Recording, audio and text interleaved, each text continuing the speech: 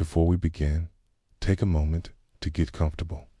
Let your arms go heavy, your breath slow.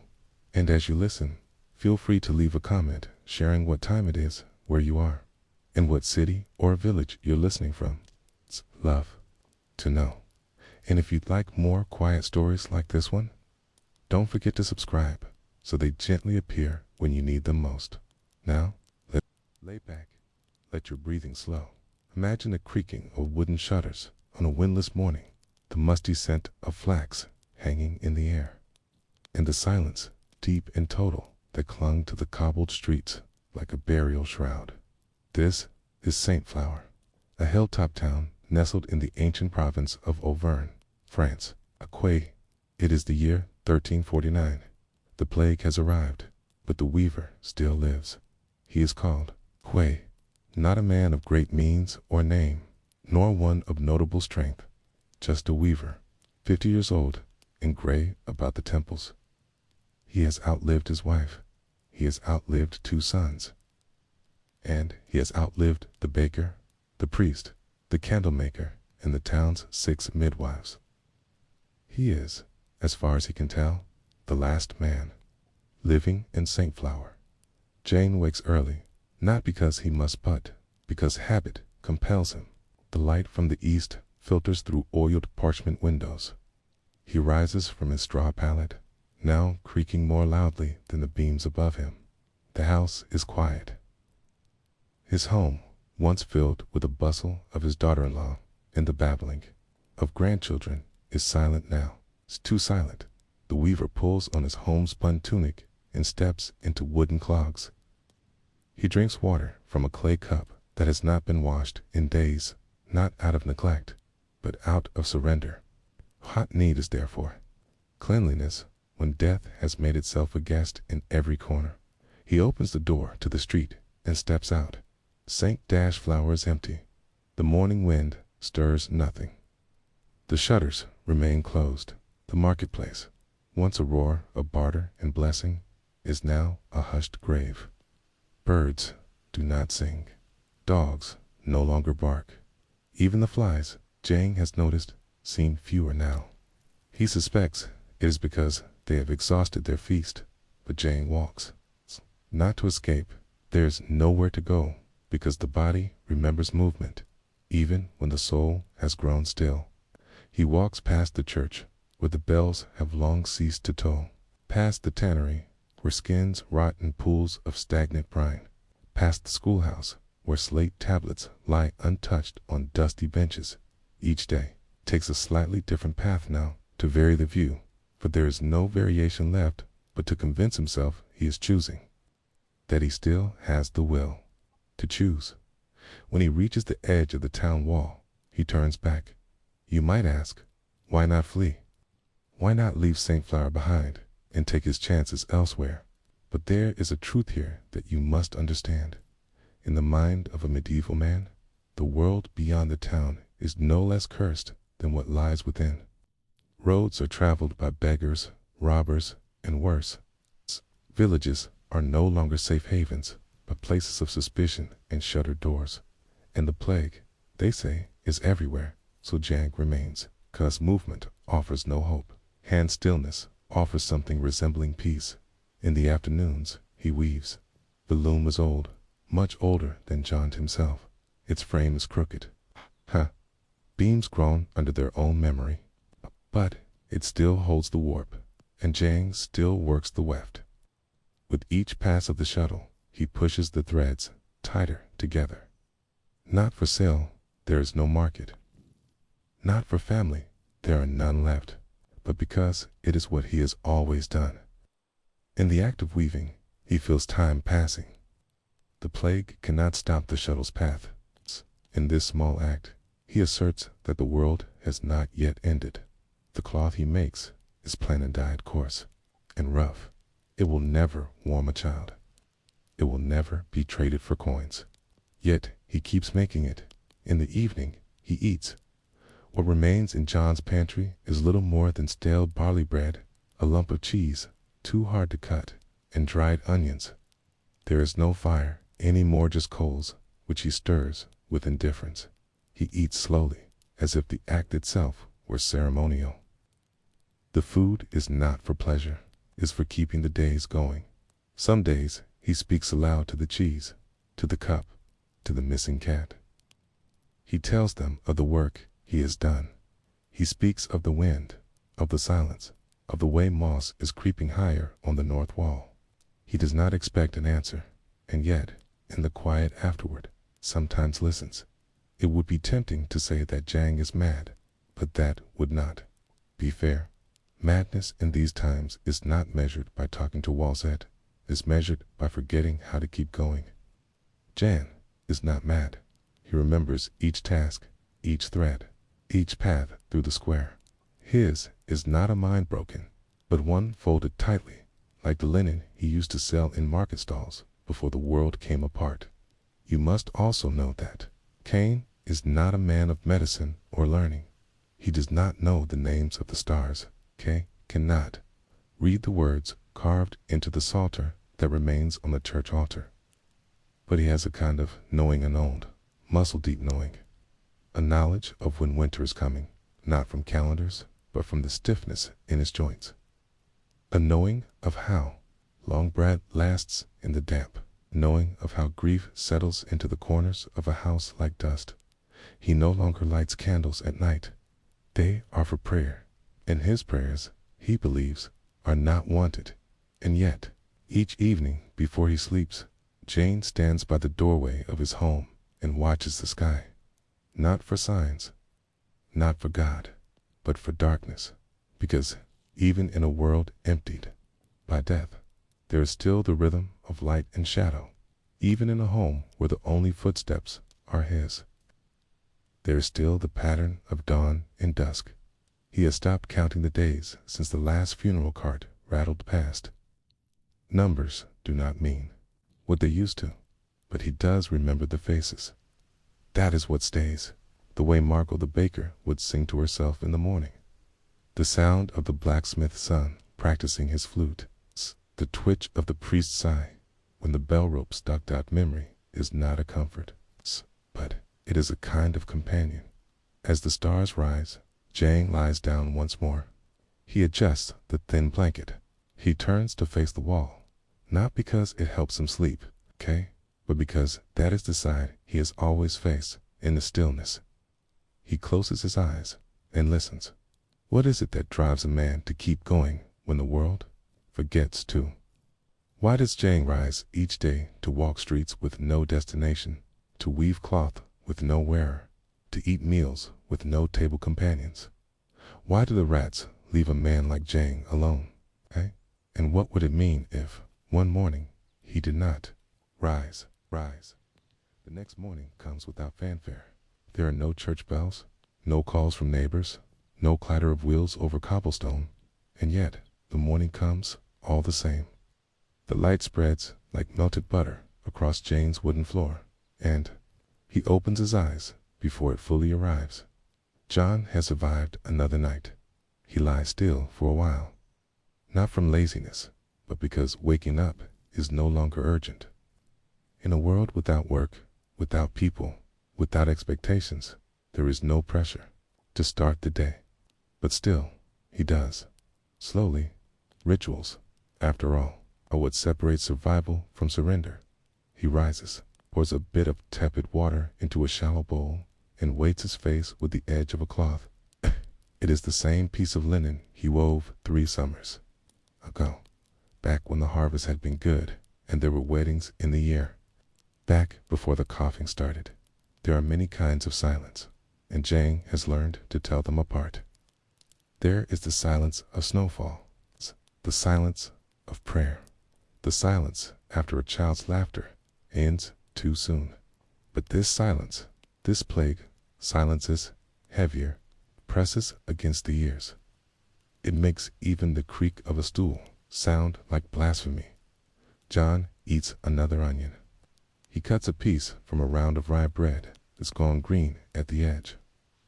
He chews without taste. The pleasure of eating left months ago remains is the function of it, the obligation. If he doesn't eat, he will die. And death, though welcomed by many, It's not yet come for him, not for lack of trying. Jane has lost count of the times he's woken with fever, with the aches, with a tickle in the throat that might have meant the beginning of the end. But each time, he rose. And each time, the signs faded. He once joked to his reflection, when he still looked in mirrors, that perhaps death had forgotten him.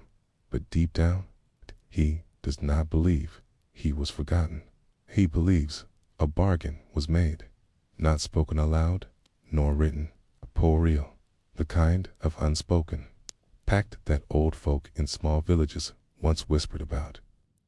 That if you keep your head down, tend your tasks, and do not boast of your safety, death may pass you by. And so, Jan does not tempt fate. He does not sing, he does not dance, he does not shout to the skies that he is still here. He wears plain clothes, eats plain food, sleeps in the same spot. Every day, the same, he keeps his end of the bargain. There are signs, though, that the world is slowly shifting. A week ago, he saw smoke in the distance, curling over the far ridge. Not fire from lightning or a hearth gone wild, but from chimney smoke, deliberate, human. He stared for hours, heart pounding, not with hope, but with uncertainty.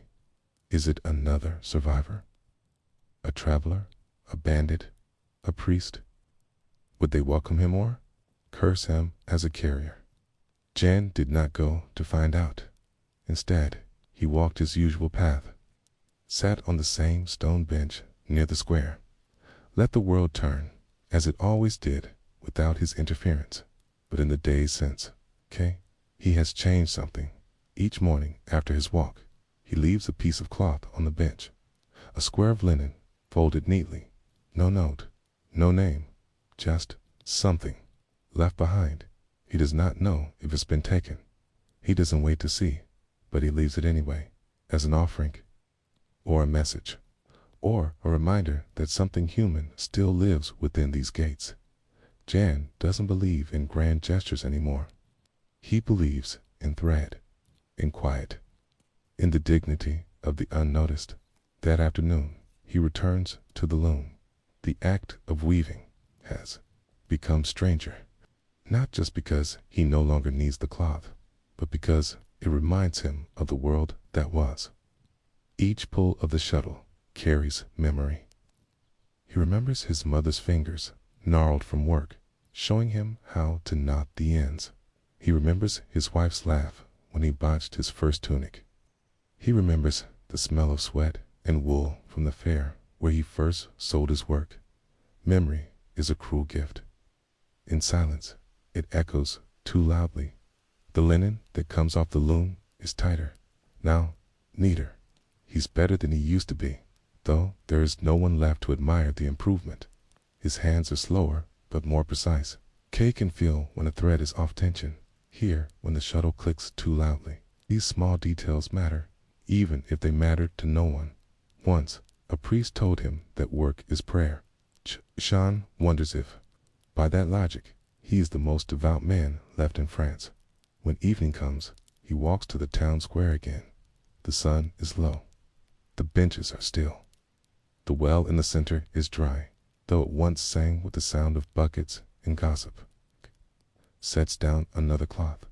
This one has a small embroidery in the corner, a simple pattern of 3 lines. Like a sheaf of wheat, he does not know why he added it, just a change. A whisper of himself in thread. The air smells of earth and rot. But underneath it, something new, smoke. Again, closer. John does not panic. He does not run. He walks home at the same pace he always does, as if walking too quickly might draw death's gaze once more. That night, he dreams. He hasn't dreamed in months. In the dream, he is not alone. He is sitting at the loom, but the shuttle moves without. His hands, the threads, braid themselves. The loom sings a sound that is not mechanical, but musical. And all around him, voices, soft voices, not speaking words, but murmuring like water over stone. When he wakes, he feels a strange weight in his chest, not fear, Not grief, something else. He rises, puts on his tunic, walks to the square. The cloth is gone. For a long time, he stands there, unmoving. Then, slowly, he reaches into the satchel he always carries and takes out another square of linen. This one is newer.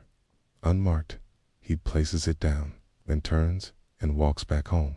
On the way, he notices something peculiar. A boot print.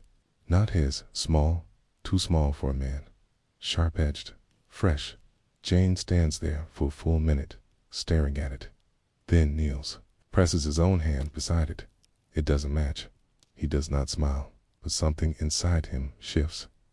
The kind of shift that trees must feel in their roots when winter begins to soften. That afternoon, he sits at the loom again, but before he starts, he opens the small box where he keeps his dyes. They've dried out in the months of disuse, but one vial deep indigo is still good. He dips a needle in it and draws a simple line across the cloth before weaving begins dot color. He weaves the rest of the fabric in silence, but his breath feels lighter. That night, before sleep, he walks outside again. Not to the square this time. It's just outside his door. The stars are clear. The moon is low. He watches for a long time. The world is not healed. It is still broken, still aching, still mostly empty. But somewhere beyond St. Flower, someone else is walking, or weaving, or surviving. And that knowledge quiet, almost invisible is enough. What does it mean to survive, not just death, but the long, echoing days after? The next morning comes early, not in the way that means the sun rises any sooner, but in the sense that Jane awakens before the light touches the ground. The air feels different, cooler, as though something important is just beyond the threshold of understanding. It's the kind of shift that unsettles birds or makes cats stare at corners. He does not stir immediately. Instead, he listens to the wind, to the creaks of the beams above, to the silence of a world that has forgotten how to make noise. And then, something else. A soft rustle, sound like fabric brushing against stone. It is distant, but real. Jang rises. He dresses, not with urgency, but with intention. Tunic, belt, sandals that are fraying at the toes. And in his satchel, 3 things. A small round of bread, a piece of dyed linen, and the old brass key to the chapel. The bread, he knows, will keep him through the day. The cloth is for the square. The key, well, he is not sure, but he brings it anyway. Outside, the sky is pale. The sun is only just beginning to lift its weight into the day. The square is still. The bench is bare. The cloth from yesterday is gone again, but this time, something new has been left behind. Jane sees it before he reaches the bench. A stone, round, smooth, slightly darker than the cobblestone around it. On top of it, placed deliberately, is a sliver of wood, carved, barely the length of a finger, but unmistakably shaped into a tiny loom. He stops, stares, then kneels beside it. It is not his dot. His hands do not tremble, but his breath catches slightly. The carving is crude, but thoughtful. Gesture of recognition, a symbol, a reply. He does not take it. Instead, he sits on the bench, quietly, holding the piece of dyed linen in his lap, but not placing it down yet.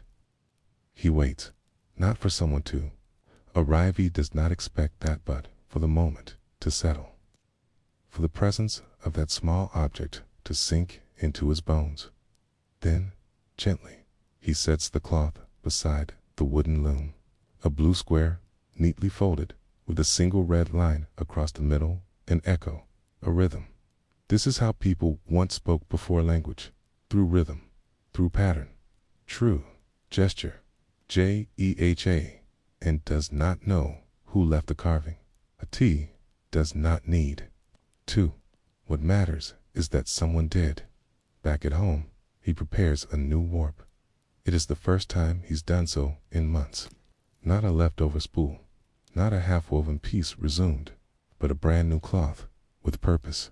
Here, he selects the finest threads, threads he had saved for market days, for dowries, for offerings to the abbey, threads he once believed would never again be used. As he threads the heddles, he begins to hum.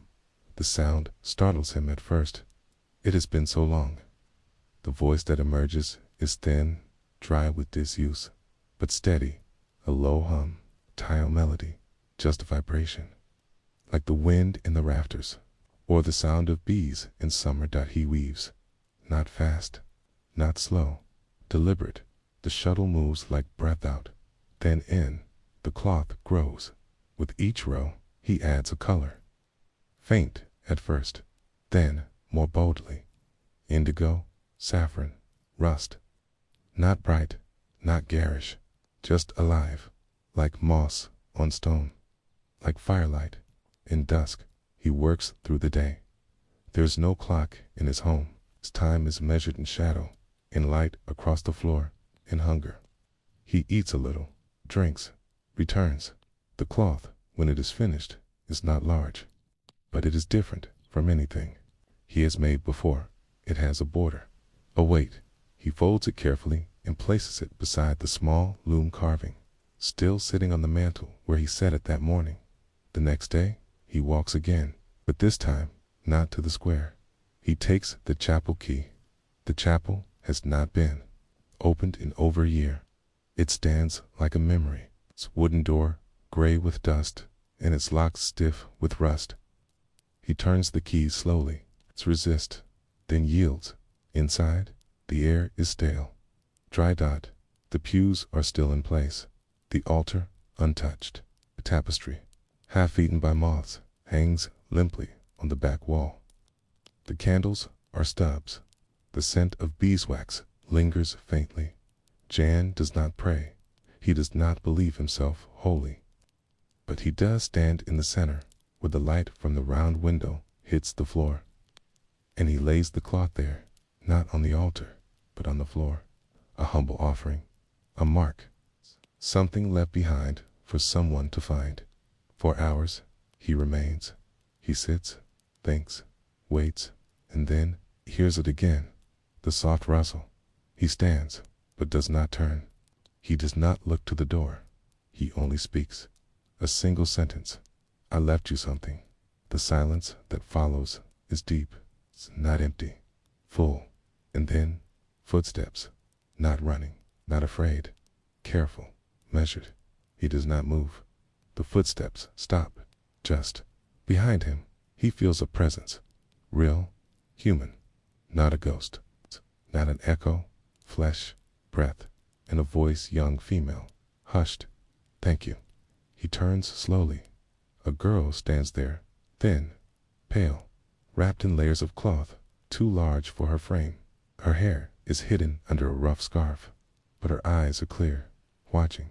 She clutches a satchel to her chest. He says nothing. She steps forward and kneels beside the cloth, runs her fingers along its weave. It's beautiful, she whispers. Jehan nods. They do not need to speak more. In a world that has forgotten how to be loud, silence is sacred. She stands again, offers him a bundle from her satchel, a pouch of dried berries, a sliver of cheese, a small knife. He takes it, a trade, a covenant. That evening, they return to the square together. They sit, not side by side, but close. The bench is wide. The world is still broken, still healing, but tonight it breathes. John looks at her hands. They are calloused, not from weaving, from something else. He does not ask. Instead, he speaks of thread, of tension, of warp and weft. She listens. When he finishes, she tells him how to find fresh water. There is a spring past the ridge, shielded by elder trees. She shows him a path drawn in charcoal on old cloth, a map. That night, Jane dreams again. This time, the loom is real. The cloth is endless, and voices rise not murmurs, but words, names, places, laughter. He wakes before dawn. He walks to the square. The bench is empty, but beside it, a new bundle. Inside, wool, dyed, unused, and a note. 4 words. We're coming back now. Jan folds it carefully, places it with the others, then turns toward home. And for the first time in over a year, he leaves his door wide open. The village of St. Leoba did not appear on many maps, and that was just how its people liked it. Hidden among low hills and thin woods that whispered when the wind was strong, it was a place of habits and shadows. The church bell rang once each day, not for worship, but for timing the bread. No one ever counted how many lived there, but everyone knew who was missing. It was the kind of place where midwives did not introduce themselves. They simply showed up at the right moment, and if the birth went well, they disappeared just as quietly. She had no real name anymore. The woman who lived in the edge hut past the alder grove. Long ago, some said she had been called Margelle. Others remembered her as Elide. But by the year the fever came, people only referred to her as the Silent One, not because she was unkind, but because no one had heard her speak in many seasons. She had simply stopped. It hadn't always been that way. The midwife had once been lively, known for humming during labor and tying ribbons to the cradles of girls. She would sing lullabies older than Latin and weave charms from rosemary stems. But then the river flooded and took her daughter. The same week, a noblewoman in labor bled to death while the midwife was away attending another. 2 lives, 2 breaths, gone. After that, she never spoke again. Still, she continued her work. Babies were born. Mothers lived or died. She came and went in silence. By the time the plague arrived, she had aged 10 winters in just 5. Her hair, once black as crow's wings, had turned brittle gray, but her eyes stayed sharp. And when the first signs appeared, boils, the breathlessness, the sudden collapse in the field's end, was she who was first to cover her face with cloth dipped in vinegar.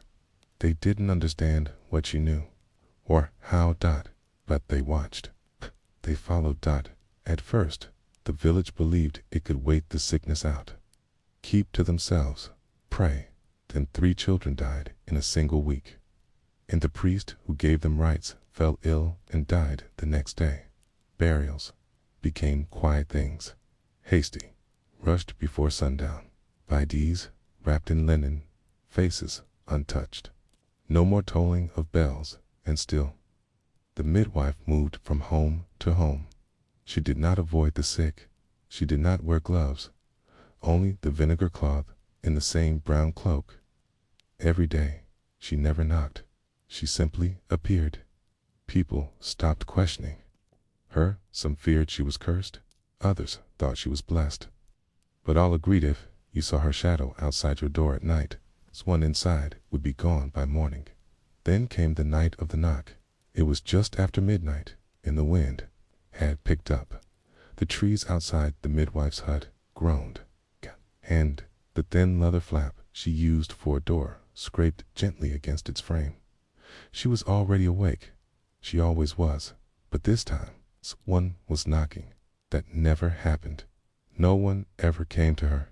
Not since the flood. Not since her silence. She rose and lit the stub of a tallow candle. Its light filled the hut with the scent of old fat and herbs. On the wall hung a single relican iron nail from a stable in Rome, given to her by a dying soldier. Once she opened the flap. There, in the rain, stood a girl no more than 16, shivering in a linen shift, barefoot. She held her belly with both hands. It was unmistakable. The girl was in labor. The midwife said nothing. She stepped aside. The girl entered, dripping and wide-eyed, and the door was pulled shut against the storm.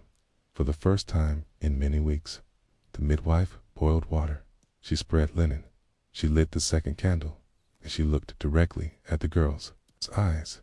There was something off, not fear, not pain, but a dullness, a slowness of breath. The midwife frowned. She placed a hand on the girl's forehead, cold, but not with fever. The baby was not due yet. The belly was high and round, but there were weeks to go still.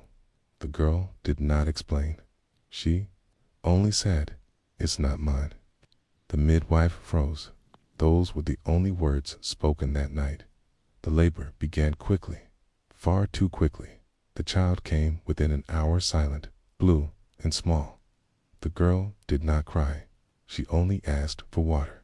The midwife wrapped the child in cloth, sat beside the hearth, waited. The girl did not speak again. She fell asleep before dawn, and she did not wake when the sun rose. The sky was pale and wet with mist. The birds made no sound. The midwife stood outside, watching the field.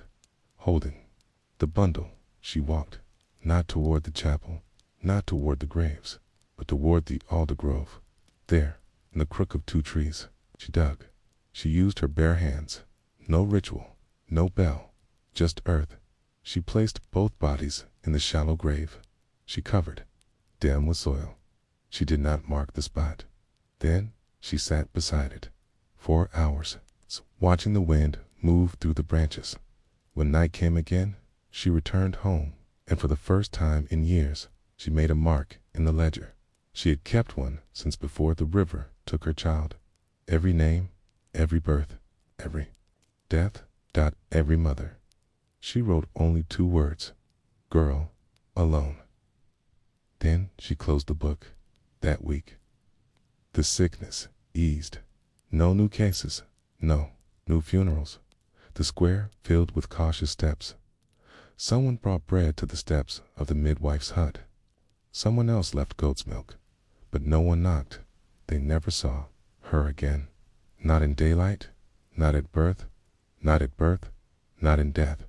Only sometimes at the edge of the grove. At dusk, people said they saw a woman in brown kneeling beside the trees. She never spoke, but sometimes she HMMED, just for a moment, just until the wind carried it away. The silence in St. Leoba wasn't new. It had always been a quiet place where people whispered in the fields and children were taught to listen more than speak. But after the night the girl died in the midwife's hut, the silence felt heavier, stale, almost as though something had shifted. The village wasn't sure if it was allowed to move on. No one dared ask the midwife what had happened. In truth, most were not even sure if she was still alive. Her hut remained closed. No smoke rose from the chimney. No light flickered from behind the stitched skin flap that passed for a door. It was as if she had vanished or folded herself so deeply into the folds of the land that she had become a part of it. But people watched and whispered. That was the part they couldn't help. Rumors are like wind through wheat. They bend every stalk, even if they don't break them. Some said the girl who died had not been from St. Leoba at all, that she had wandered in from the ruins near the edge of the forest, where once a smaller village had stood before the fever claimed it. Others said she was the bastard daughter of a nobleman from far off, sent away in shame and hidden among peasants. Still others claimed the baby wasn't dead at all, that it had been cursed and spirited away, hidden from the world because its eyes had no whites, or because it had no cry. But in truth, no one knew anything. Only the midwife knew, and she would not speak in those weeks after the strange birth. A quiet kind of reconstruction took place. Life tried, cautiously, to return. The cobbler opened his shutters again. A pair of brothers who had returned from the southern ports began repairing roof beams that had collapsed during the long rains, and the baker, who had buried her own husband, without ceremony, began making honey cakes again, selling them to two a parcel. Wrapped in coarse paper made from old harvest ledgers, it was the baker who first noticed the small things missing from the church. The handle of the incense drawer was gone. 3 candles from the left aldash vanished, and the ledger, the thick one, bound in cowhide and locked in the rear room, gone. Now, it wouldn't have mattered much. No one had opened that ledger in years. It was full of births, deaths, marriages, names half forgotten, even by their own grandchildren. It had sat beneath dust and beetle husks, but its absence was noted and whispered about. They said the midwife had taken it, but no one dared ask why. It had been a month since the girl's death when a small procession arrived in St. Leoba. Not pilgrims, not merchants, strangers, in neat, dull clothing, clerics, and not the local kind. These were men from the regional chapter, sent from the cathedral city across the valley.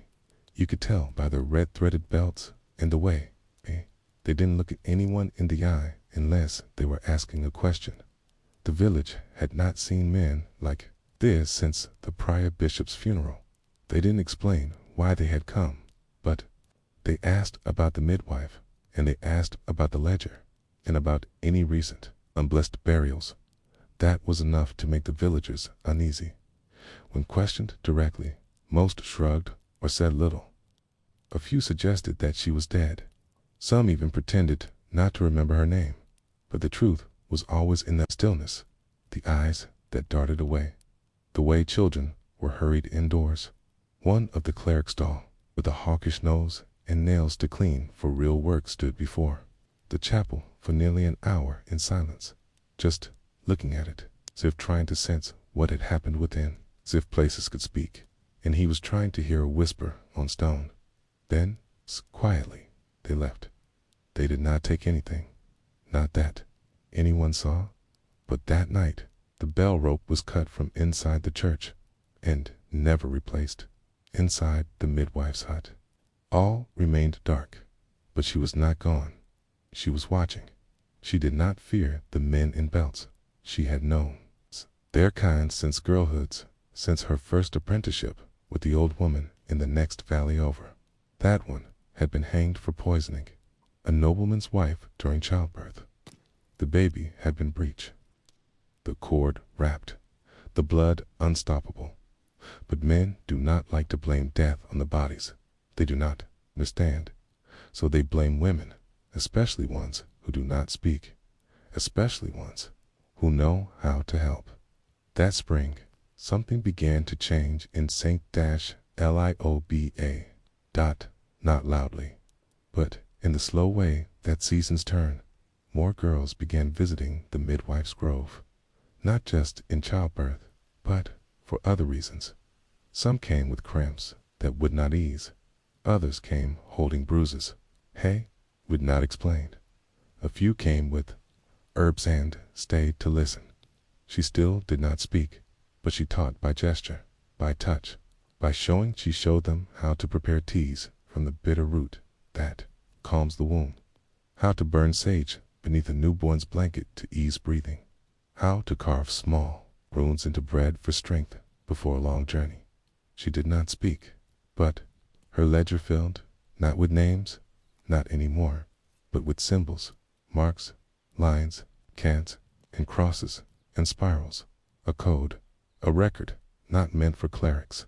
A record of women, of losses and survivals, of knowledge passed down, not written up. And in time, one of the girls, barely 13, her hair always in a braid over one shoulder, began writing in it too. She would read back the symbols to the midwife, ask questions, write new things beside the old dot, and the midwife nodded. Sometimes she smiled. Just once she cried. It was when the girl copied a mark from an old, creased page, long faded. The girl asked, "What does this one mean?" The midwife took her hand, pressed the girl's fingers to the center of her own chest, then to her belly, then to the page. She did not speak, but she mouthed a word.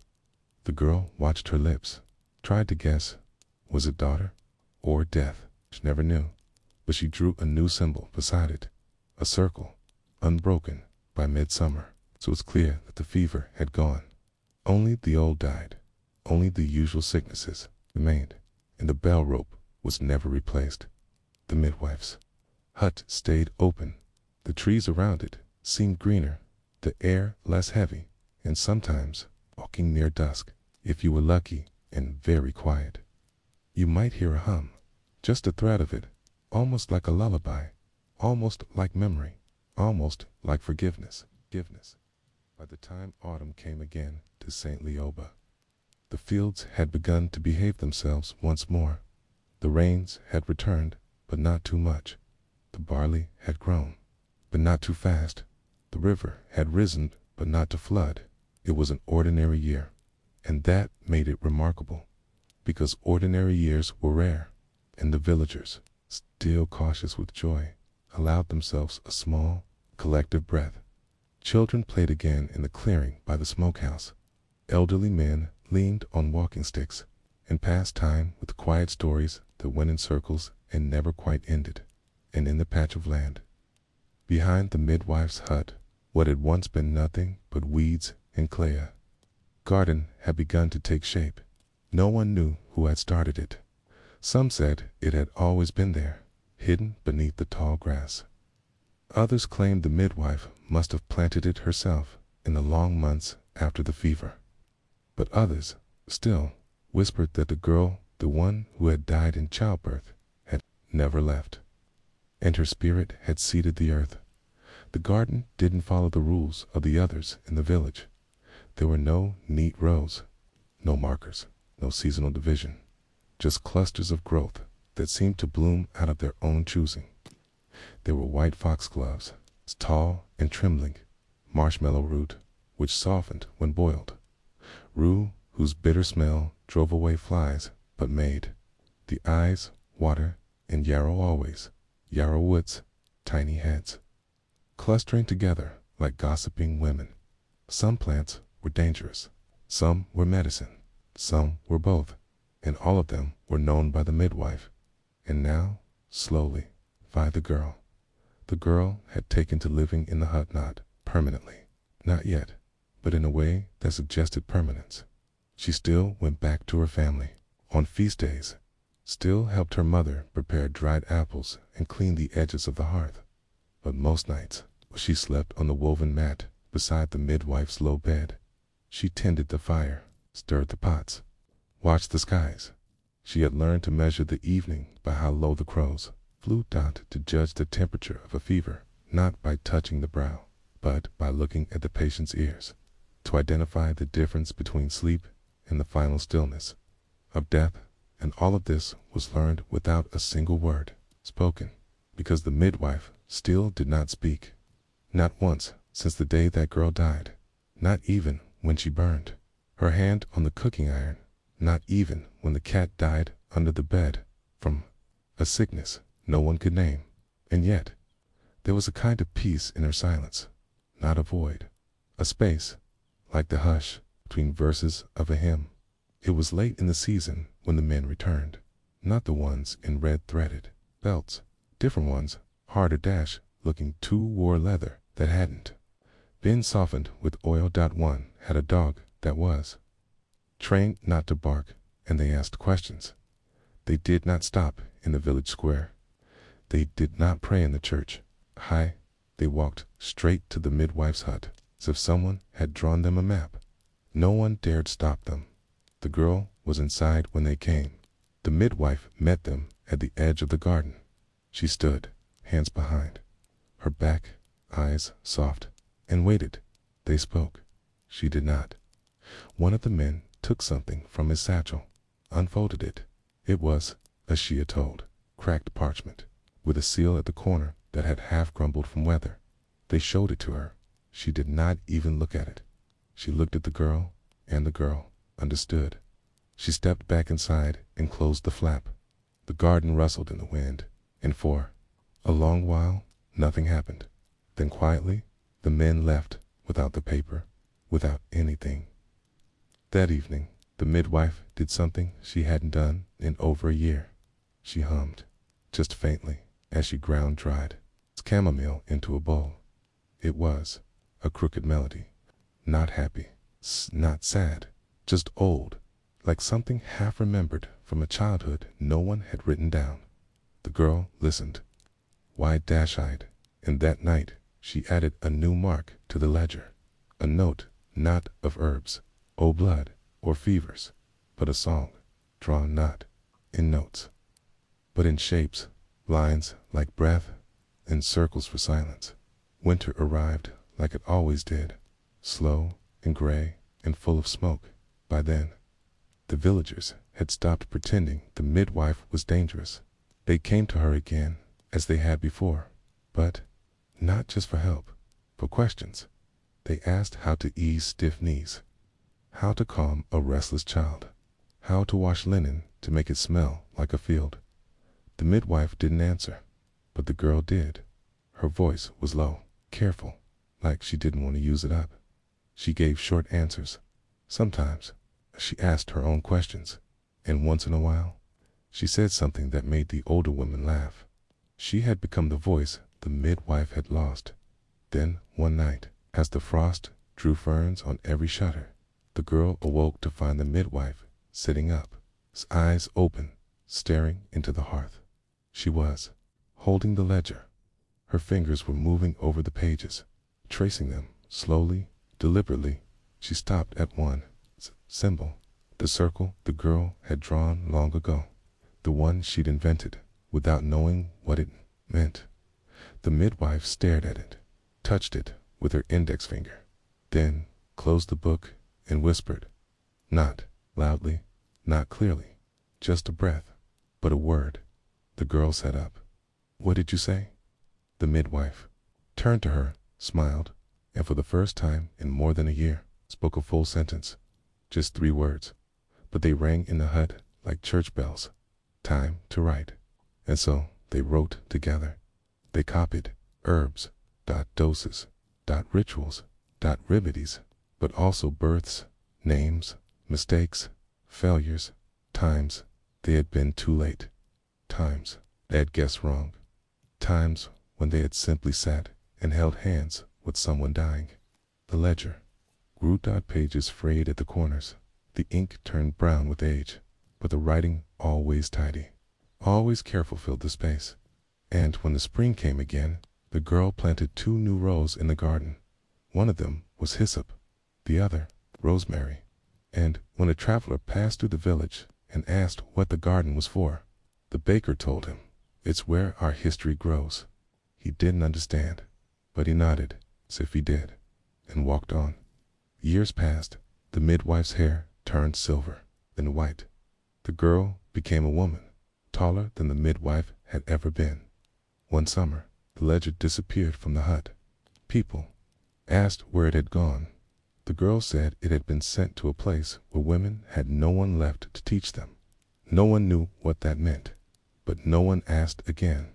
And at the edge of the garden, a stone appeared, not large, not carved, just smooth, flat, and gray with a mark, a circle, unbroken. In the town of Denham, just west of the twisting banks of the Wye, there stood a building with a roof that slouched like an old man's shoulders. The beams had been bowed by decades of heat, rain, and the slow rot of river fog. Its chimney leaned like a tree on a wind-blown hill, but its door was always open, and its walls always warm. The locals called it the Bitter Goose. No one knew who the goose was, and no one cared, because the ale was strong, and the room never felt cold. And the woman who owned the place, well, she never said much, but she always knew when to listen. Her name was Peta, and most people assumed she had always been there.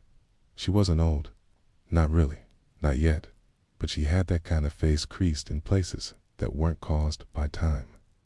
They came from squinting into steam, from furrowing her brow at recipe notes, from the quiet strain of lifting a full barrel with her back bent at just the right angle so her knees wouldn't give out. Her hair was always tied up in a way that left the ears uncovered. Her sleeves were always rolled, and her apron always had a faint smell of hops and ash. She didn't serve at the tables anymore. She didn't need to. Those who drank at the Bitter Goose did so on trust. They left coins, took what they needed, sometimes even washed their own mugs. There were no brawls, no shouting, no long sermons. It was a place where grief could sit down and not be bothered. And that was because of Betta, because Betta had learned long ago how to make people forget, or at least how to help them not remember so hard. She did it with ale that didn't just warm the gut, it slowed the noise in the mind and softened the sharper edges of memory. But what no one ever asked, because no one ever dared, was what Betta herself drank to forget. There had been a time when she had lived in a different place, not far, just a prever, a place with red shutters and 3 apricot trees. She had a son. Then, his name was Tynan. It meant dark and steady, and that's what he had been. Quiet, unafraid of storms, always carrying a bit of flint in his pocket that he swore could catch fire with only his thoughts. She remembered the way he slept arms above his head like a tiny dancer caught in mid-fall, and the way he stared at fish in the shallows without blinking. And she remembered the last day she saw him, not because of any grand farewell, but because he left his shoes at the door. He always took them with him. But that day, he didn't. He never came back. They said it was fever. They always said it was fever or bad air or sin. They buried the children behind the chapel, all of them, some with the names, some with none. And Betta stopped baking, stopped singing, stopped lighting the fire. And one day, she simply walked downriver, found an abandoned storehouse with a crumbling hearth and an old brass kettle, and started brewing. At first, it was for herself, just small batches, a way to make time pass faster. Then the blacksmith's wife came, then the washer, and by the end of the first year, she had 6 barrels and a long bench outside the door. People came, not because they were thirsty, but because she made the kind of ale that let you forget what it felt like to be lonely. She didn't use normal recipes. She didn't write them down. She brewed by instinct. A pinch of dried sage if the sun hadn't come out that day. Chamomile if someone had died recently. Juniper if it was a feast day. But no one felt like feasting. The ale was never the same twice, and no one complained, because forgetting wasn't a flavor. It was a sensation, and Betta had perfected it. There were some in town who whispered that what she brewed wasn't natural, that it had too much stillness in it, that it changed people. But even the priest came by once in a while, left his cassock at the door, sat with his boots in the dirt, and drank in silence. He never said what he thought of it, but he came back, and that was enough. One night, in the middle of harvest season, a girl arrived, no older than 16, wrapped in cloth too fine for a village, shoes laced with ribbon eyes. It's too still for someone so young. She said nothing, just sat at the far end of the bench and stared at the firelight. Betta gave her a mug, didn't ask questions, didn't offer a bed, just waited, and after 3 full mugs, the girl spoke. I don't know where he went. Betta didn't answer. I don't even know if he was real. The girl's voice was frayed, like parchment left in sun. He had hands like river stones, big, smooth, cold. She blinked, hard and Betta, without a word, placed a 4th mug in her hands. That was how she treated grief, not with advice, with warmth, with patience, with space. Later that night, when the room had emptied, the girl helped wash the mugs. She asked, what was in the brew? Betta listed ingredients, like she was naming memories, not a single one written down. Just feelings, just fragments. The girl came back the next day, and the day after. She asked more questions, watched the brewing, learned how long to stir, when to skim, how to test bitterness with just a sliver of reed dipped in foam. She stayed through the winter, and by spring, Betta had someone to share the stirring. Not an apprentice, not quite. Something closer to a shadow, but lighter. One morning, the girl asked Betta about a barrel in the corner. It had no markings, dusty, covered with linen. Betta stared at it for a long time, said only that one remembers. The girl didn't ask again, but she watched it every day. And one day, when Betta had gone to fetch water, the girl lifted the linen, just to peek. What she saw was only a barrel, but the smell that came from it was thick with something older than hops, older than memory, older than grief, and she covered it again with more care than before. Years passed. The girl grew. Her hair darkened, her hands calloused. She began to brew alone. Small batches, always watched, always corrected, but never scolded. And slowly, the bitter goose became more than just a place to forget. It became a place to begin again. Wives who had lost children came to sit near the hearth and speak of seeds. Old men who had lost brothers spoke of fish. Young men who had gone to war and returned with nothing left behind told stories that had no endings. And the girl poured them all a mug, always warm, always just strong enough to make silence feel like safety. Then, one spring morning, Betta sat at the door with the linen bundle that had once wrapped her son's shoes. She held it for a long time, didn't open it, just rested it on her knees, and said softly, "He was never cold." It was the only thing she ever said about him, and it was enough. She passed that. Summer got quietly, without pain, in the bed behind the bar. With the scent of sage and rosemary in the air, the girl buried her beneath the apricot trees upriver and placed the empty barrel at the foot of the grave with a single word carved into it: steady. Back in Denham, the goose stayed open, but now the girl brewed the ale, and people said it tasted just like before. Maybe better. No one remembered the recipes, but they remembered the feeling, the warmth, the forgetting, and the way silence in that room felt more like a blanket than a burden. The alehouse remained still most mornings, not because it was empty, but because that was the rhythm Betta had trained into the wood, into the barrels, into the very floorboards. Noise wasn't forbidden at the Bitter Goose, but it was softened. Even laughter came out like a woolen blanket thrown gently across the room, and so the girl. Now a woman moved through the morning, routine like the hands of a quiet clock. She lit the hearth with dried straw and splinters from a broken stool. Legs stirred the mash gently, checked the barrels for bubbles, for scent, for signs that a batch was ready or still thinking. There were no written rules, but she remembered Betta's words: let the ale decide when it's ready, just like people. And so she waited. She always waited, sometimes hours, sometimes days, because some griefs, just like some brews, required time that couldn't be hurried. Her name was Dina, though no one called her that anymore. They simply called her Goose, not unkindly, not as a joke. She wore the name like a thick apron, functional, comfortable, and heavy with quiet history.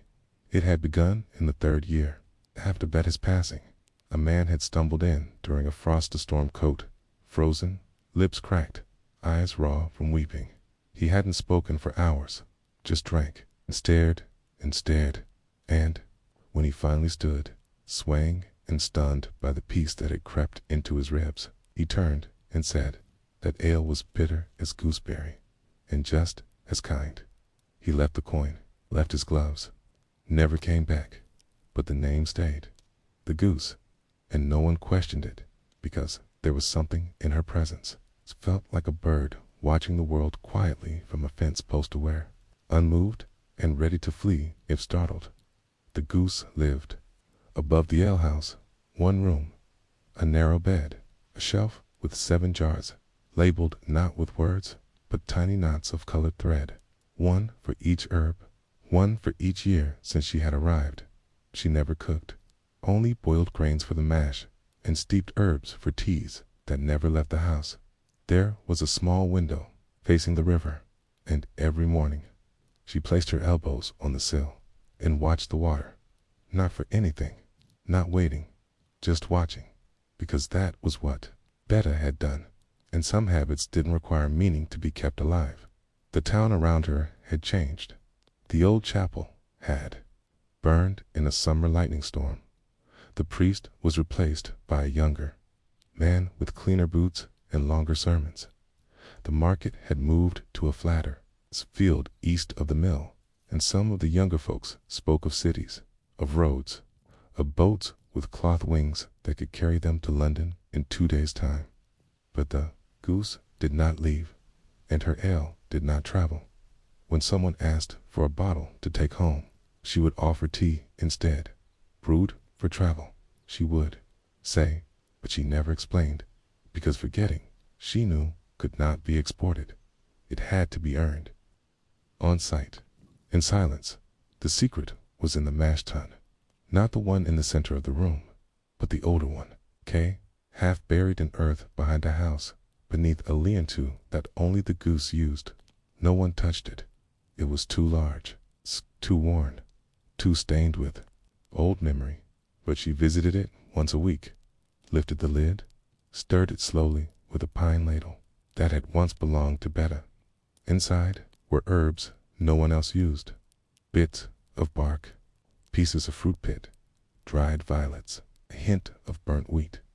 This was her root batch, a kind of mother ale, never fully emptied, always fed, like sourdough starter.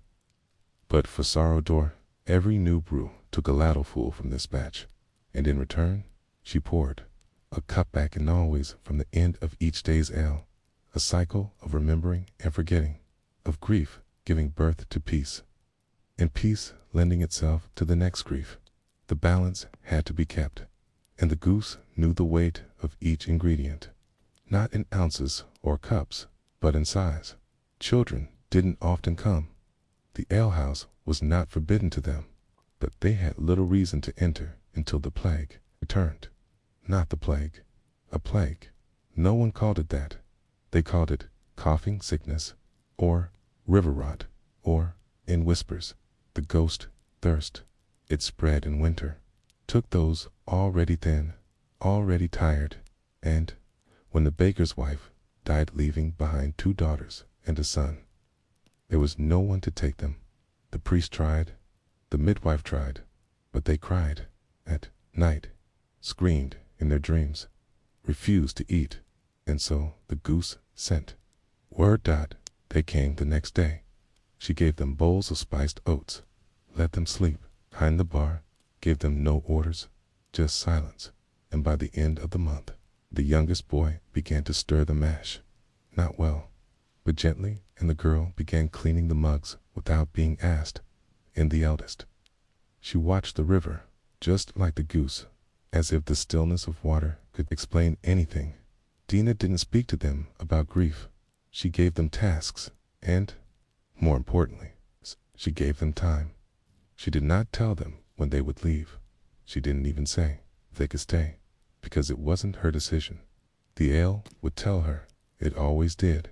And one day, after the root batch took its weekly ladle fill, she noticed it tasted lighter, not sweet, but not as bitter, not as heavy. And she looked at the 3 children, now sweeping, chopping, listening, and she smiled, just once, and said nothing, because healing, like fermentation, should not be disturbed. Years passed. The children stayed, grew, took over tasks. The goose brewed less, watched more, walked slower, spoke even less than before. But the alehouse was never empty, because even as the town changed, markets moved, roads widened, windows grew glassier, there was still grief, still memory, still the need for a place where forgetting was safe, slow, and offered in wooden mugs by hands that didn't shake. The bitter goose had no sign, no hours, no slogan, but its doorway was a kind of threshold, not between indoors and out, but between noise and quiet, between pain and peace, between remembering and surviving, the goose aged. The joints hurt, the sleep got longer, the climbs up the stairs took more time, but she didn't mind, because everything ran smoothly. Now, the ale brewed on time, the mugs were clean, the root batch still lived, and when she sat by the river, she could hear the silence heaving through the town's chatter. It was the kind of silence that settles over a field just before harvest, not absence, but fullness, waiting. And one day, while turning the mash with a spoon now worn smooth from use, the youngest child now, nearly grown, asked, "Goose, will it always be bitter, Kay?" And she looked at him for a long time, then said, "It will always remember," and went back to stirring. It began, like many endings do, with something unusually ordinary. A crack in the ladle, not large, just a fine thread of a split in the pine handle. The same ladle Beta had used. The one Dina, the goose, had guarded and cared for longer than she could remember. She noticed it one dawn while lifting the weekly scoop from the root batch behind the alehouse. The crack ran straight down, like a hairline fracture in bone. Not dangerous, not even leaky, but it felt like a whisper, like the wood itself had begun to speak in its own quiet way. She didn't replace it, not right away. Instead, she used it, more gently. She watched it, felt how the handle warmed slower now, how the balance shifted in her palm, and somehow, she knew, not that she was sick, not that she would die soon, but that something in the long cycle she had tended for decades was shifting, like a wheel coming full circle, like the final cup being drawn before the cask ran dry. The alehouse didn't close. It never had a proper door to lock. Anyway, just a sliding wooden latch and a thick cloth curtain for cold nights. But the goose began rising later, letting the others open the shutters, letting the mash boil without, her hands guiding the first stir. The three children, now grown, now something more like kin than Wards, noticed, but they didn't speak of it, because silence was a rule they had learned deeply. It's one breath at a time. Instead, they folded around her like ivy, quiet, persistent, comforting when she sat by the river longer. They left tea at her feet. When she coughed at dusk, they placed warm honey water on her stool.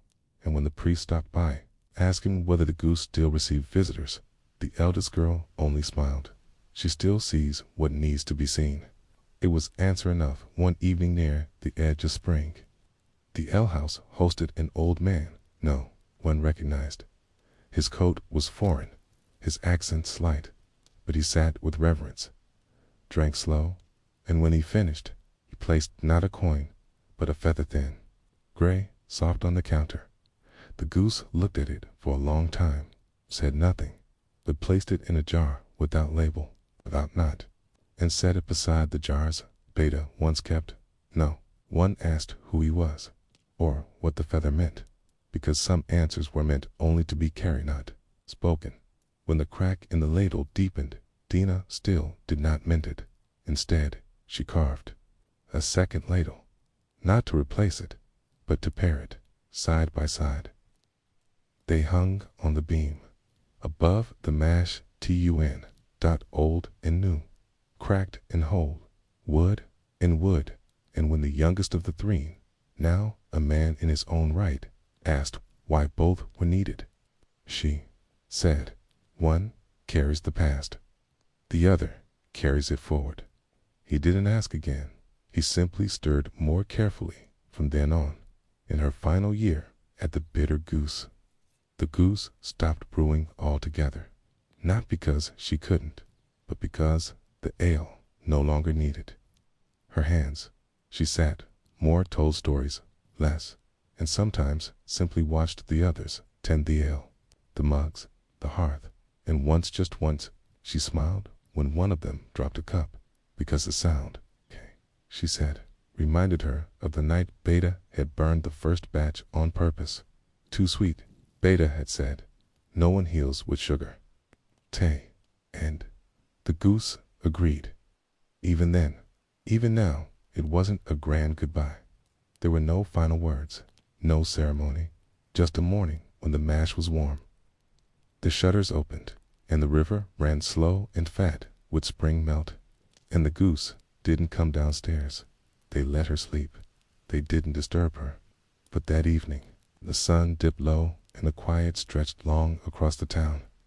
The eldest girl went upstairs and didn't return for an hour. When she did, she didn't cry. She simply lit the small lamp near the mash tun and placed a single violet dried from the root batch shelf beside the ladles. That night, no ale was poured, only tea in silence. The bitter goose remained. Of course, it did. Some places outlast people not because they are stone or timber, but because they carry function deeper than memory. The ale still brewed. The root batch still received and gave, but now was tended by 3 hands instead of 1, and each one remembered something different. The youngest remembered her patience. The eldest remembered her stillness. The middle remembered the way she stirred without hurry, without fear, and all of them remembered the ill not the taste, but what it did, what it undid, what it left behind. Years later, when travelers came to the edge of town asking where to drink, the locals never gave directions. They simply said, "Go where it's quiet, follow the river till it forgets to speak." And somehow, everyone always found it. The bitter goose, still warm, still slow, still bitter, but now just a little sweeter. And when asked who brewed the ale, the 3 would look at each other, shrugged gently, and say, "It brews itself, mostly, 'cause in a way, it did." It remembered every grief, every healing, every sip taken to forget something sharp, and it gave back something softer, something warmer, something that helped even the worst days feel survivable, just barely, but enough, and somewhere. Deep in the earth, beneath the old tun, the last remnants of that root batch, the oldest strains of bark, fruit, pit, dried, violet, and burnt grain still ferment, slowly, still hold stories, still carry the echo of a ladle. Long gone, a ladle that once stirred silence into comfort, and comfort into survival, one quiet, bitter, healing cup at a time. The house itself was unremarkable. It leaned slightly to the left. One corner of the roof dipped lower than the others. The stone walls had once been whitewashed, but now wore the pale gray of age and ash. A single narrow window faced the road, more slat than glass, more shadow than light, and still no one forgot it. It stood alone near the farthest boundary of the parish of Saint Valere, separated from the village by half a mile of muddy path and a row of long dead hedges. Most travelers passed it without stopping.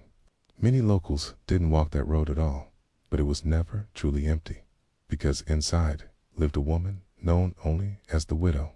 Her real name had been forgotten, or more precisely, misplaced. Some said she was called Lyson before the plague. Others claimed she had once gone by Madeline. The only thing they agreed upon was this: she had survived when others hadn't, and for that she had chosen silence. It had been 30 years since the plague swept through Saint Valere, longer, perhaps, depending on which ledger one trusted. The monks' records were full of gaps, whole weeks scratched out by panicked hands, whole months rewritten in different ink, but all versions marked the widow's house with a small black cross beside her name, presumed dead, buried in absentia, mass read, candle lit, soil blessed. Only she hadn't died. Not then, not yet. She had outlived her husband, a cord maker, by 13 days. Her son, a boy of 12, by 6 days before that. Her 2 daughters, one 10, one nearly 5, by a full fortnight. And when the friars had finally arrived with their censer and shovels, they found the house locked from within and the yard silent. They knocked, they prayed, They waited, and when no answer came, they performed the rites from a distance and chalked her name onto the wall of the chapel as one more lost soul. It was only months later, long after the worst had passed, that a shepherd's boy reported smoke from her chimney. The village priest, new to his post and full of cautious zeal, walked out himself, his rosary in hand. He came back alone, white, dash-faced, silent, and would only say, "She has chosen her penance." In the years that followed, the widow kept her house like a fortress, not through weapons or traps, but through quiet. No light after dusk, no visitors before sunrise. She grew herbs in the back garden, mostly rosemary, feverfew, and rue. She burned elderwood in the hearth and boiled linen strips until they frayed. Every autumn, she left a small pouch of dried nettles and cloves outside the chapel door. Every spring, a jar of pickled garlic and 3 dyed eggs on the edge of the well. But she never entered the church, and she never received the sacraments. Some called her a witch, not the kind from stories, the ones who cursed crops or danced with demons, but the quieter sort, the kind who remembered things too clearly, the kind who washed her own dead and buried them with hands that did not tremble, the kind who spoke only when necessary, and even then only in fragments. She has seen things, people whispered. She carries too much, as if memory were a burden heavy enough to warp the spine and silence the voice. Perhaps it was. The widow did not age quickly, but she aged alone. Her hair silvered in a single year, then stopped changing. Her gait grew slower, but her back stayed straight. The lines on her face deepened, but her eyes, green, sharp, still remained the same. Children dared each other to run past her window. They said, if you saw her stirring a pot, your dreams would sour, that if you made noise outside her garden, your voice would crack for a week. But when one child broke his ankle on her path during a storm, it was the widow who brought him in, wrapped his leg in ash and goat's milk, let him rest near her fire, fed him nettle broth until he stopped shivering, and when he asked her name, she simply said, "I remember." Yours? That's enough. The priest who had once visited her was long buried by now, replaced by others, some kind, some frightened, most curious. One by one, they all tried to greet her, to offer wine and wafer, to convince her to accept the last rites, and each time she said the same thing, not with bitterness, not with anger, just quiet finality. "I took mine already. There is none left for me." No one knew exactly what she meant. Some believed she had performed her own rite. Others thought she referred to the last embrace she gave her children's small bodies wrapped in linen, buried near the hedges with no word spoken.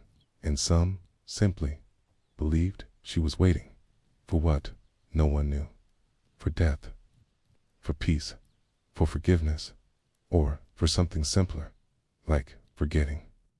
The house, over time, became something else, not haunted, not holy, just there, a place outside the normal flow of things, like a memory that never quite fades, never fully returns, and the widow remained its keeper. She did not leave, she did not break, she did not explain, and in that silence, she became something larger than herself, a relic, a lesson, a reminder. But what did she remember? What, in that long silence, did she carry? And why, after all those years, did she still refuse the rites meant to bring rest? Was it defiance, regret, or something far more human, like grief too deep for language? The firewood she stacked each spring was always birch, always dry, and always cut to the same length, 34 pieces at a time, never more, never less. People noticed these things. The baker's apprentice once swore that if you passed her path just before dusk, you'd hear a soft knocking 3 beats, pause, 3 more, like a signal, or a habit too old to question. But the widow never answered questions, and when the carpenter's boy asked her outright one winter, bold and trembling. "Why don't you speak to God?" She only tilted her head and replied, "Because he already answered." Then closed the door. That was the last time anyone tried to reason with her. She didn't live entirely without contact. Once a year, in the days between planting and harvest, she walked to the edge of the village. She brought with her a bundle wrapped in coarse flax, dried mint, wintertime, sage, 2 smooth river stones, and 1 folded cloth containing a lock of hair her daughter's. Perhaps, or maybe her own. It's preserved from a time before grief set in. She left the bundle at the foot of the chapel's back wall, where the first priest's name was carved. Then she walked back, always in silence, always without a glance behind. The newer priests didn't, okay? I asked the bishop what should be done. He wrote once, briefly, "Leave her. Some souls speak a language we were not taught." So they left her, not out of neglect, but out of a kind of reverence. A wary kind, confused one, but reverence all the same. In her garden grew things no one else could keep alive: wormwood and tansy, lovage, and elecampane. 1 year. A traveling friar from the north asked to see her plot. She allowed it. He returned pale, repeating one phrase: "She grows angelica on salt soil." And then he left. No one knew what he meant, but the phrase stuck. The villagers stopped calling her a witch. She was too old for that now, too quiet, too real. Instead, they called her the Mercy House. It was half joke, half truth.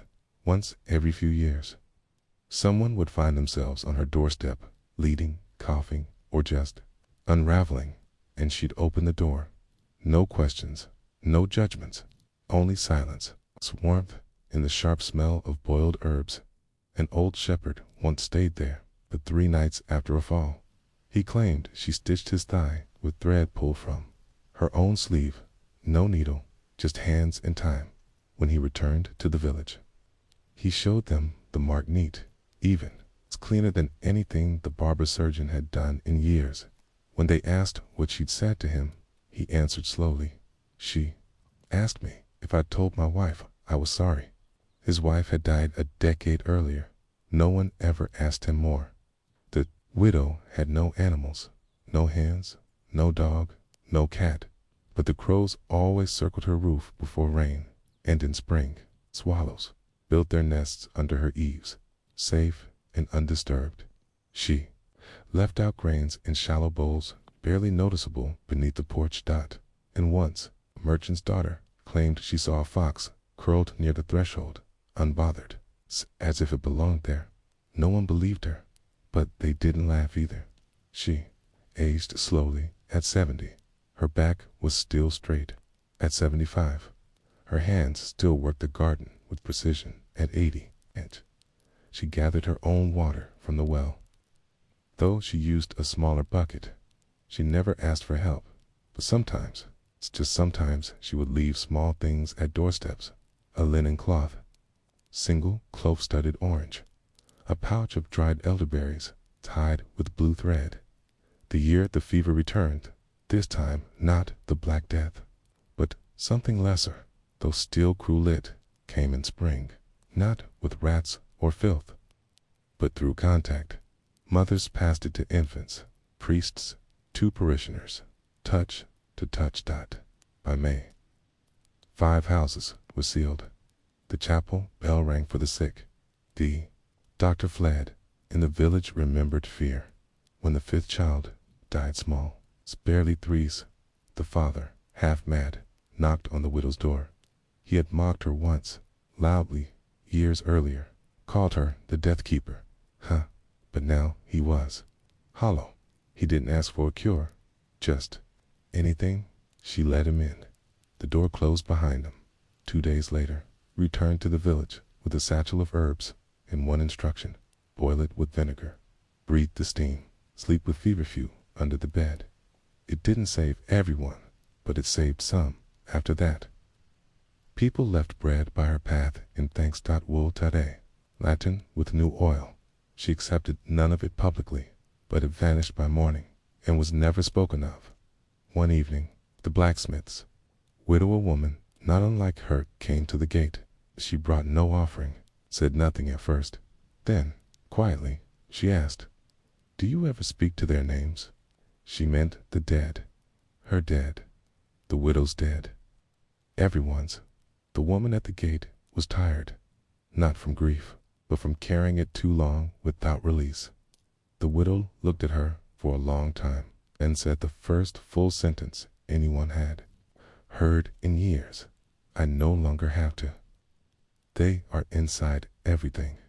The woman wept, not because she understood, but because, for once, someone else didn't try to fix it, just acknowledged it.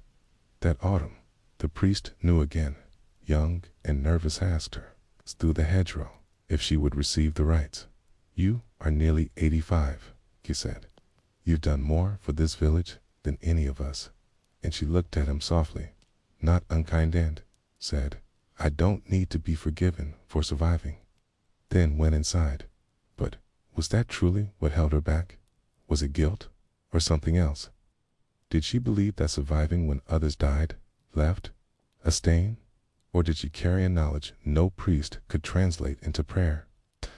Did she fear that to be blessed again would mean reopening wounds she had taught herself to live beside?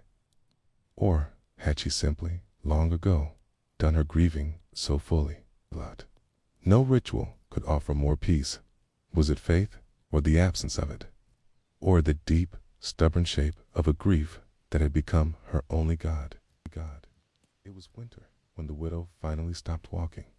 There was no dramatic collapse, no gasping, no crowd, just a soft absence, the kind you notice when a familiar sound, like the ticking of a clock, suddenly vanishes and you're not sure why. The room feels strange. It was the baker's boy who found out first. He delivered a loaf to her gate each Thursday, wrapped in a cloth. He would leave it on the stone step, then count to 20 before walking away.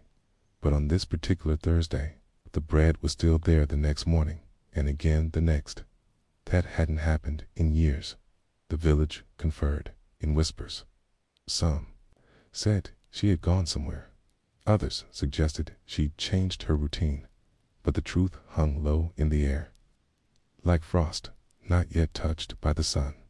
It wasn't until the priest, braver than before, made his way up the hill that the matter settled.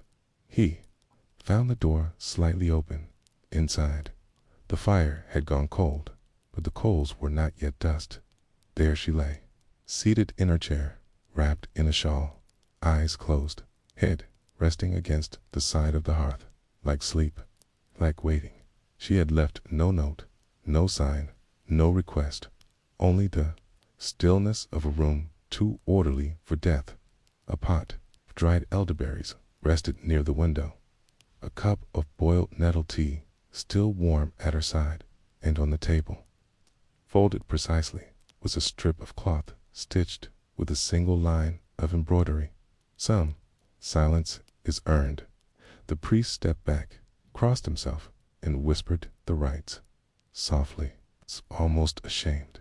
He knew she hadn't asked for them, but it felt correct, not as a salvation, but as a punctuation, as one last attempt to offer her something the world had so long withheld.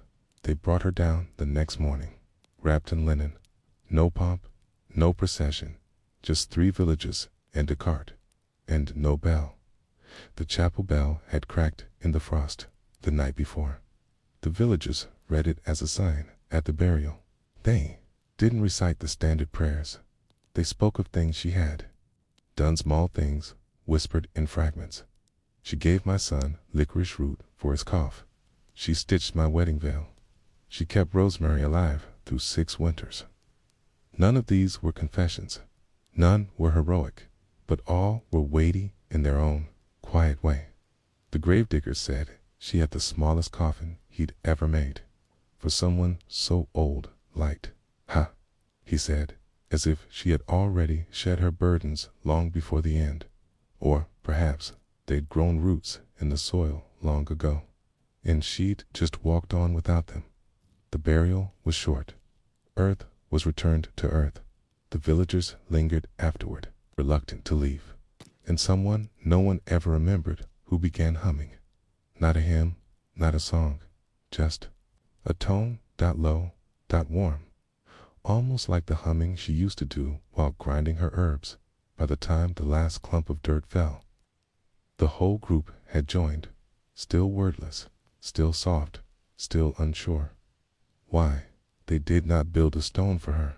She had never marked her life with names. Instead, they planted a row of herbs along the edge of the grave.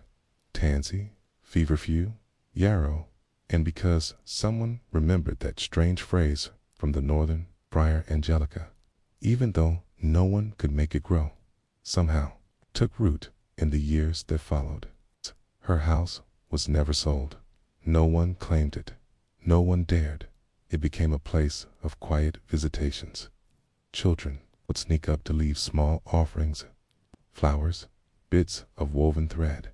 Some said they saw her shadow in the window. Some said they heard her cough on rainy days. But no one felt fear, just something like memory, corn and kind. The garden, untouched, kept growing, season after season. No one watered it. No one tended it. But it bloomed in neat rows, with no footprints in the soil, as if the plants remembered her hands and obeyed them still. Years later, during a flood, half the village was displaced. Families huddled on the high ground. One family, newcomers, found shelter near the old house. They entered, sheepish, wet, apologetic, but the air was warm, the hearth unlit, yet strangely dry, and the herb bundles overhead, tay-gates, old still fragrant. They stayed for 3 nights. When they left, he told the others, "It's just a house, but it feels like someone cared there." The bishop, by then an old man, wrote one final note in the parish ledger. She needed no final rites. She lived them. And beneath it, he added in a shakier hand, "Some souls are their own sacraments." Generations passed. Children asked about her. Some said she was a healer. Others, a witch. Still others, a saint. The truth was less colorful. She was a woman who learned how to live after everything fell apart, who stayed, who watched, who gathered, grew, and gave without asking anything back, who endured without fanfare, who kept breathing when breath had long since stopped, meaning hope. And in that quiet, stubborn act of being, of refusing to die on schedule, she taught a village what survival really looked like. Not triumph, not redemption, not even healing, but living anyway, through grief, through silence, through the long winters of the soul. And so the question lingers: how many others across time bore the same silence? How many widows, unnamed, kept their worlds from crumbling through small, invisible rituals? And what have we forgotten of them, simply because they asked for nothing? In the corner of a crumbling town tucked along the western bend of the Dordogne River, there once lived a girl whose world was measured in dust. Not the careless kind that floats through an open window or gathers in the folds of a forgotten tapestry, but the purposeful kind, ground roots, crushed minerals, finely sifted fungus, and earth cataloged with quiet precision in hand-labeled jars. The apothecary's shop was narrow and dark, made of uneven stone and wood worn soft at the edges. The wooden sign above the door no longer swung, hinge long rusted into a permanent tilt. Few people remembered when the old apothecary had first opened the place. Fewer still had entered in recent years. But the girl, she never left. She was the daughter of the last true apothecary in the region. Not a midwife, not a healer, but a purveyor of precise substances, measured not in faith, but in fractions of ounces. Her father had believed in method, in record keeping, in the exact boiling point of tinctures. In a length of time, dried belladonna must steep before its poison fades into usefulness, and she had learned it all by listening, not because she was taught, but because she had been there every day. From the age of 7, she stood beside the fire, holding the spoons, turning the levers of the press, sifting bark, counting roots. Her mother had passed when she was young, one of the many who succumbed not to plague, but to childbed fever, that quiet, pervasive thief. After that, the girl rarely left the shop. It was a strange place for a child to grow. Instead of toys, there were dried leeches. Instead of stories, there were instructions etched into wax tablets. Instead of dolls, there were bones, mouse bones, bird bones, even tiny, brittle skeletons of frogs used in rare infusions. She kept them in a drawer. She was told never to touch them, so of course she did, but only with gloves. Even then, carefully. The town called her odd, not unkindly, but distantly. Some whispered that she was born during the blood moon, others that she never cried as an infant. Neither was true, but stories cling to those who do not speak often, and she rarely spoke, except to herself and the shop. Each morning began the same. She lit the coals beneath the copper still. She stirred the lavender in the drying racks. She checked the angle of the sunlight through the stained glass to ensure the tinctures hadn't faded in color. She dusted the shelves painstakingly, lovingly, not to clean them, but to study them, because each jar told her something. Some were sticky at the rims, meaning they needed to be opened and the substance inside checked for spoilage. Some had labels flaking away, which she rewrote in ink she made herself from oak galls. Some were too full, others suspiciously light. She was their keeper, and they were her world. When her father fell ill, she was 19. He died without drama, just stopped speaking one morning and never started again. The priest visited. He offered prayers, tried to talk of God. She listened, then asked if God knew how to grind poppy seed into poultice for a tooth infection. He did not return. She buried her father in the courtyard garden, among the mint and thyme. No one stopped her. No one helped. She didn't ask from that day forward. She was the apothecary. The town didn't know how to respond. Some assumed she'd close the shop. Others assumed she would marry, but neither happened. Instead, she made the rounds herself. She knocked on doors and asked who was sick. She measured doses. She charged little. Sometimes she charged nothing. She stitched wounds. She lanced seizures. She refused to attend births, but always had something ready for the bleeding after. She never claimed to be a healer. She didn't believe in healing, only in slowing, soothing, supporting the body's dull fight against itself. As plague seasons came and went, she stayed. She never fell ill. She slept in the same bed her father had died in, drank from the same cup, ate the same flat bread and barley broth every day. Her hands grew lined but steady. Her hair grayed but never thinned. Her eyes stayed sharp, and her shelves never emptied. The jars aged like family portraits. Some were newer, bold handwriting, clear contents. Others were nearly illegible, scratched in a language no longer spoken. She kept them all, even the ones she no longer used. She believed in remembering ingredients, because forgetting what once was used was how danger returned. Children began visiting the shop on dares. They'd peer through the fogged window, whispering tales. Some said she boiled snakes alive. Others said she could revive birds. The truth was, she boiled roots and revived no one. But when children fell sick, their mothers came to her anyway. She would frown, measure out ground time, bundle it in cloth, and hand it over without a word. The next day, the children were often better. No one knew why. She never explained. In her 60s, she began talking more, but not to people, to the jars. She greeted them, thanked them, even apologized when one was empty. No one questioned it. There was no one left who remembered the shop before her. To the town, she had always been there, and perhaps always would be. Her apprentice arrived by accident, a runaway, a girl of about 13. queuing 30 and thin, who had hidden behind the stacks of lavender and fallen asleep. The apothecary didn't chase her out. She didn't ask why she was there. She handed her a mortar and said, "Grind this. Not too fine." That was all. And so it began. Years passed. The shop quieted again. But now there were two. Dust was still collected, not removed. Jars still spoke, though no one else heard. And the world continued to crumble gently around the edges of the stone walls. But inside, the rhythm remained. Morning to dusk, shelf to jar, plant to potion, the work never ended. And that, perhaps, was the point. How many lives had been soothed there? How many deaths eased? How many fevers tempered? Wounds cooled? Grief lessened?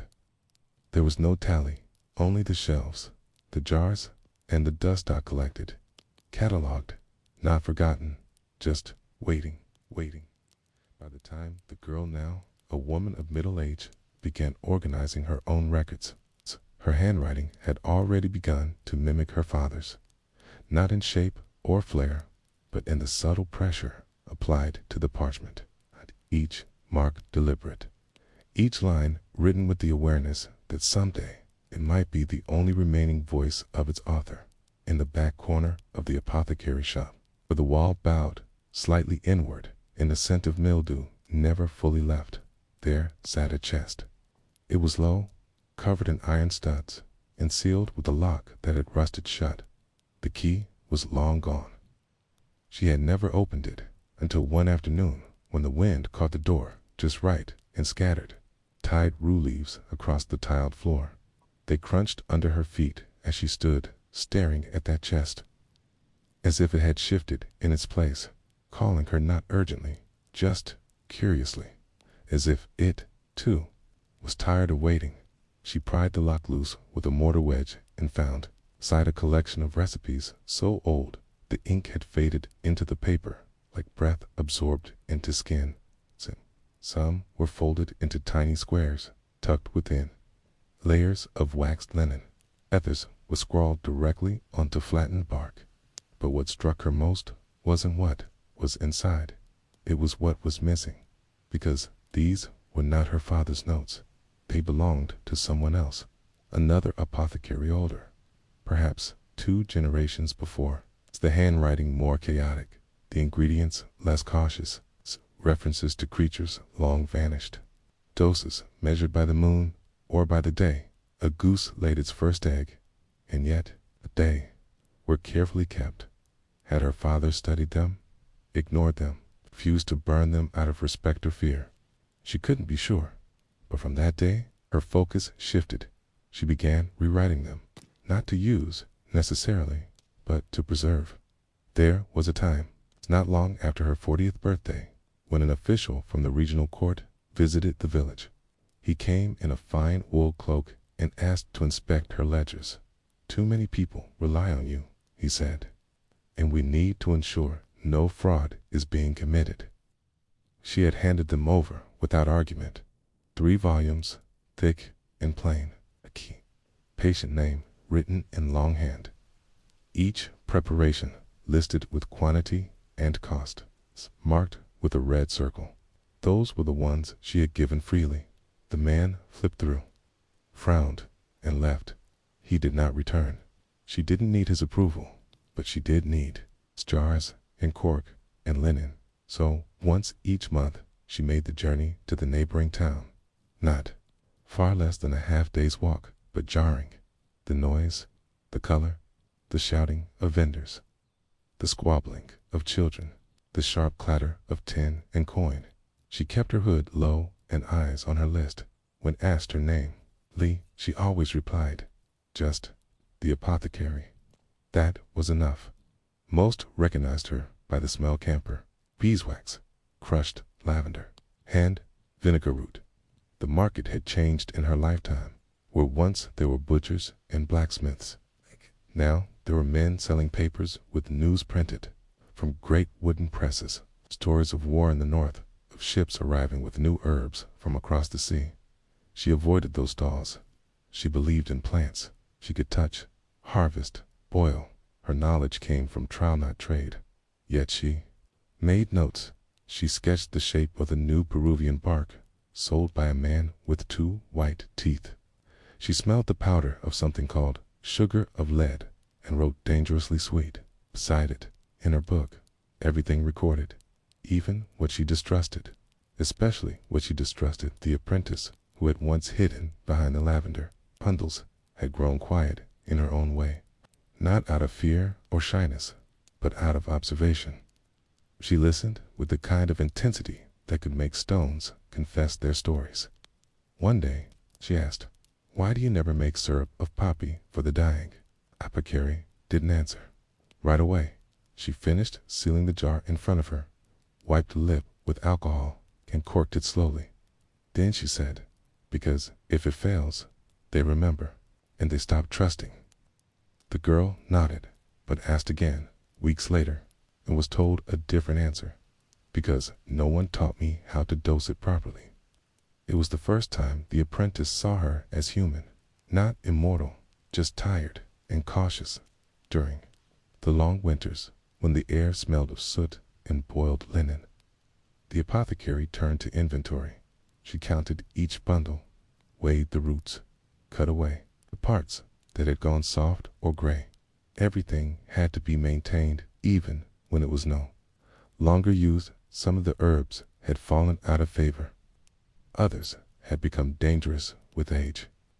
But she kept them, labeled them clearly with skulls and slashes, because forgetting was more dangerous than having. She kept a separate ledger titled Herbs We No Longer Trust. Only for other people ever read it, and only one of them lived past 60 in her quietest moments. Often after evening candle snuffing, she would walk the perimeter of the room and speak aloud the Latin names of each jar's contents, not from pride, not from habit, but from fear that one day she might forget, that one morning her hands might fumble the cork, or she might misread a worn label. She once confused hyoscyamus for hypericum and spent the entire night watching over a boy who saw insects in the walls that were not there. He recovered, but she didn't sleep. Again, for 3 nights, there were no signs on her door, no opening hours, but people came when they needed art. A merchant with boils from too much salted fish, a seamstress whose fingers curled with the winter, a child with breath that whistled in the cold. She never promised a cure, only a chance to make the pain quieter, not vanish, just soften, and they accepted that gratefully. Her reputation spread, not widely, but precisely. Travelers were directed to her by shepherds and washerwomen. No official registry listed her. No guild badge hung above her door, but in a small, hidden circle of healers and midwives and gravediggers. Her name was known, not for brilliance, not for innovation, but for never lying. She once said no to a nobleman's quest for an elixir to ensure a male heir. He stormed out, swearing to report her. She never heard from him again. She assumed his child was a girl. One evening, a monk arrived, tired, pale, robes spotted with wax and ash. He carried no cross, only a bundle of old letters, he said. They belonged to a woman who studied under Hildegard. The apothecary nodded. She knew the name. She offered him a seat, tea, and silence. He left at dawn. The letters stayed. She added them to her chest. Another voice, preserved. It was the apprentice now, in her 30s, who asked the final question. Before the apothecary died, "What will happen to the jars when you are gone?" The apothecary didn't respond, but 3 days later, she handed her a small folded parchment. It read, "Label everything. Leave the chest locked, and always taste the mint before offering it to someone else." She died in her sleep, not with ceremony, not in pain, just quietly, like a breath taken and not returned. And so the jars remained, but with new hands, still labeled, still dusted, still opened with care. The apprentice never called herself an apothecary, she said. I'm just the one who keeps things. And perhaps, in the end, that was more important, because someone had to remember what was safe and what had simply been forgotten. In the final years of her life, the apothecary moved more slowly, not with pain, but with intention. Her knees did not ache, nor did her hands shake, but everything took longer. The act of tying a bundle of time became a ritual. She no longer rushed to meet sunrise. She measured her days by drafts consumed, floors swept, and moments of silence in between. The shop had become an extension of her body. Each shelf a rib, each drawer a finger. She could tell by the angle of a door left ajar whether the apprentice had looked for the wild chamomile. She could tell by the scent in the air whether the mint had molded overnight. These details filled her hours the way letters filled her old ledgers, quietly, completely, but behind the door, the back door that stuck slightly in winter, expanded noiselessly in the summer, was a shelf that even she rarely disturbed. It was built into the wall itself, unpainted, unpolished, almost part of the structure, as if the house had grown it like a tree limb. And unlike the clean symmetry of her workspace, this shelf was odd. It bowed at the middle. Its boards were unevenly spaced, and the objects it held were not labeled. A small jar with blackened wax, a linen pouch tied in 5 knots, a feather singed at the tip, 2 stones, neither matching the local riverbed. She had kept them because they did not belong anywhere else. Not medicines, not poisons, not talismans, just things she hadn't known what to throw away. One rainy morning, she opened that door. It hadn't been touched in weeks, maybe months. The shelf was still there, of course, but something had shifted. The pouch was missing. She searched the floor, the drawers, even the rafters. Nothing. She asked the apprentice. The apprentice said she had never seen it, not even once. The apothecary believed her, but she still felt loss, like a pulled stitch. Not because of what the pouch contained, she had long since forgotten that, but because its absence reminded her even forgotten things are part of the ledger. And now her ledger had a blank. It was during that same week that a woman arrived, covered in dust from travel, hair bound in a red cloth that no local spinner would have woven. She carried a single coin, thick and square, and asked not for medicine, but for stories. Tell me, she said, what you know of milk sickness. My sister died, and no one can explain it. The apothecary frowned. She had read about it in a monk's letter from across the sea. Cows grazing on something bitter. Milk that soured the blood. She could not promise knowledge, but she could share what she remembered. They sat by the window, the women speaking of plants and grief. By the time the woman left, she carried no herbs, only a list of warnings, and the feather from the shelf behind the door. It felt like a fair exchange. Time, when measured not by seasons, but by how often you forget the name of a plant before it returns to you, begins to behave strangely. Some months stretched endlessly. Others flickered past, like candles, lit for moments, then gone. The apothecary stopped writing every day, not because she had no thoughts, but because her thoughts had become less urgent. What mattered had already been written. The rest could wait. One night, while boiling bark for a woman whose teeth had begun to loosen from scurvy, the apprentice said, I think you should show me the red book. The red book. She hadn't heard it named in years. It was not red, any more brown, faded to the color of old bricks. She kept it wrapped in oilcloth, hidden beneath the false floorboard in the apothecary table. She pulled it out. The apprentice didn't speak, just opened the first page. The handwriting was not hers, not her father's, not even the chaotic scrawl of the chest's old notes. It was neat, precise, female, the first apothecary perhaps. No one knew her name, only her formulas. Every